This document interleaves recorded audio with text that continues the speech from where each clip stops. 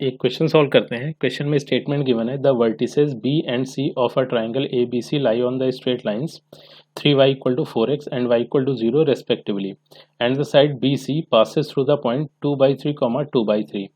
If ABOC is a rhombus, O being the origin, if the coordinates of the vertex A is alpha comma beta, then find the value of 5/2 times alpha plus beta. ठीक है, तो एक काम ही कर लेते हैं कि जो भी क्वेश्चन में स्टेटमेंट बोली गई है उसके अकॉर्डिंग एक रफ स्केच ड्रॉ कर लेते हैं। ठीक है, तो ये तो अपने को मिल गया कोऑर्डिनेट एक्सिस, तो ये हो गया एक्स एक्स डैश, ये अपने को मिला वाई वाई डैश, यहाँ कहीं ओरिजिन आ गया। और पहली स्ट्रेट लाइन है Y equal to 4/3 times X, second straight line है वाई इक्वल टू 0, तो वाई इक्वल टू 0, तो ये स्ट्रेट लाइन हो गई अपने पास।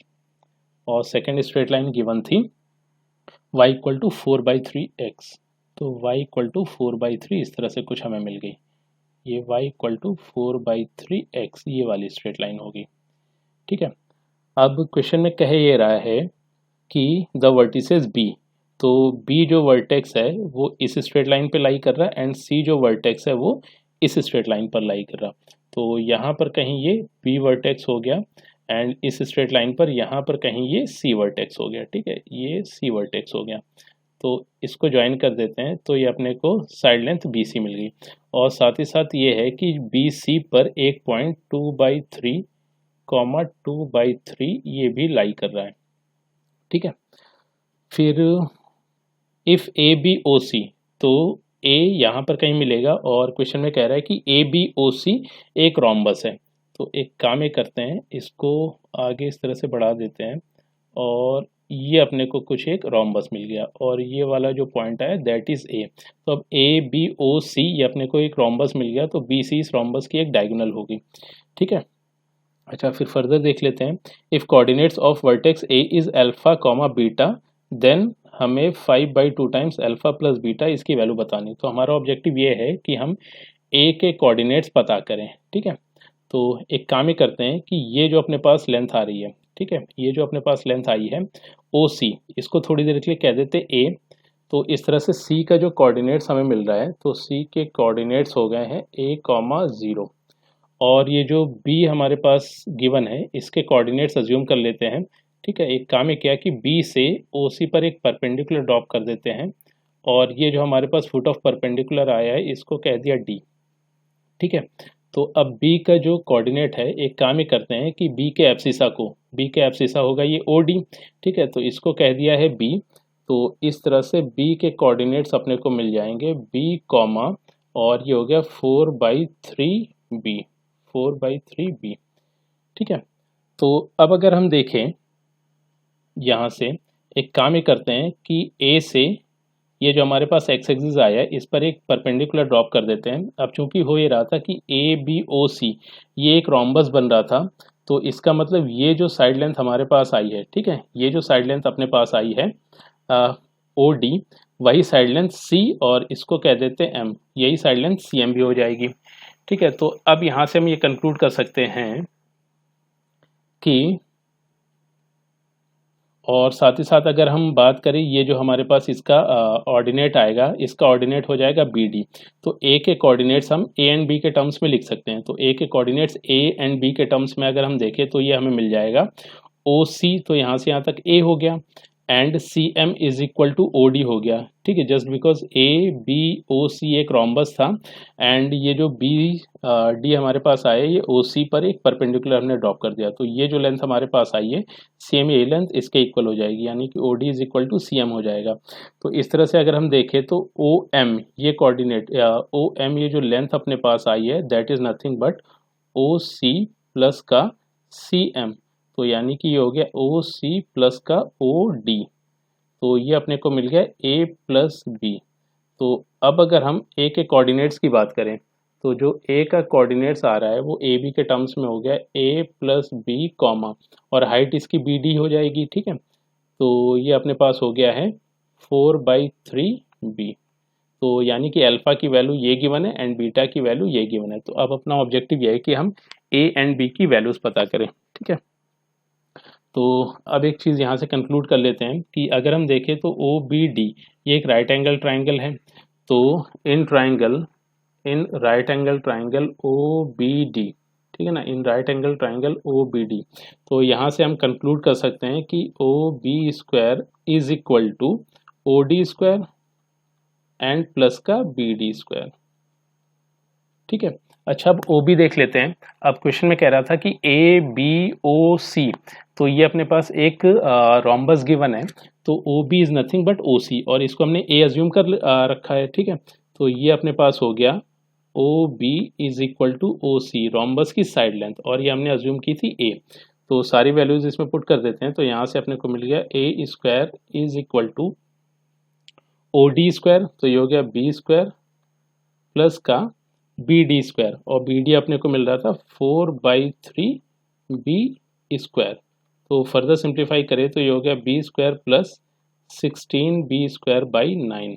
तो इसको सिंप्लीफाई करें तो ये हो गया 25 बी स्क्वायर बाई 9। तो यहाँ से ए की वैल्यू अपने को मिल गई है 5/3 बी, ठीक है। तो ये ए की वैल्यू आ गई है 5/3 बी। अच्छा, अब बात ये है कि ये जो अपने पास 2/3 2/3 गिवन था, इसको थोड़ी देर के लिए टी कह देते हैं। तो यहाँ से हम एक चीज़ कंक्लूड कर सकते हैं कि slope of B T is equal to slope of T C, ठीक है। और सी के कोऑर्डिनेट्स अगर हम देखें a,0 गिवन था, बी के कोऑर्डिनेट्स b,4/3 बी गिवन था, और टी का कोऑर्डिनेट अपने पास 2/3 2/3 गिवन था। तो यहाँ से भी ए बी में एक रिजल्ट आ जाएगा, और ए बी में एक ये रिजल्ट गिवन है, दोनों को सॉल्व करके ए एंड बी की वैल्यूज पता की जा सकती है, ठीक है। तो सिंप्लीफाई कर देते हैं इस कंडीशन का इस्तेमाल करके। तो यहाँ से अपने को मिल रहा है 2/3 माइनस का, ठीक है, बी के कोऑर्डिनेट्स ये थे, तो ये हो गया 4/3 बी डिवाइडेड बाई 2/3 माइनस का, और एक्स एक्सिस था बी, ठीक है। तो इक्वल टू, और ये अपने को मिल रहा है 2/3 माइनस 0 डिवाइडेड बाई 2/3 माइनस का ए। तो इसको सिंप्लीफाई कर लेते हैं। तो यहाँ से अपने को मिल रहा है 2/3 माइनस का 4/3, तो इसको सिंप्लीफाई कर ले तो ये अपने को मिल रहा है 2 माइनस का 4b/3 और होल डिवाइडेड बाई 2 माइनस का 3b divided by 3 equal to, ये हो गया 2/3 डिवाइडेड बाई 2 माइनस का 3a डिवाइडेड बाई 3। तो फर्दर सिंप्लीफाई करें तो ये अपने को रिजल्ट दे रहा है 2 माइनस का 4b डिवाइडेड बाई 2 माइनस का 3b इक्वल टू 2/2 माइनस का 3a, ठीक है। तो एक 2 तो यहाँ से कॉमन होके कैंसिल हो गया, तो फर्दर रिजल्ट मिल रहा है 1 माइनस का 2b डिवाइडेड बाई 2 माइनस का 3b इक्वल टू 1/2 माइनस का 3a।